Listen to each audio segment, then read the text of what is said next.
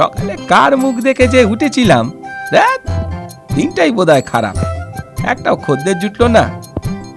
যাই বামুন পাড়ায় গিয়ে দেখি একবার। চুল কাটালে 1 আনা, চুলদারি 2 আনা, একসাথে 2 করলে মালিশ বিনামূল্যে। ও পাচু নাপিত, আরে শুনছো? এদিকে এদিকে এদিকে এসো, এদিকে। আরে শুনছো ও পাচু নাপিত? হ্যাঁ হ্যাঁ হ্যাঁ, বলুন বলুন বামুন ঠাকুর, কি করতে হবে?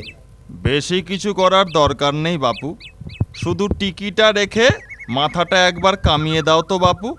আমার হাতের কাজ একেবারে পাকা, কিচ্ছুটি চিন্তা করতে হবে না। চলো ভেতরের উঠানে যাই। আহাহা, সাবধানে পাচু, সাবধানে।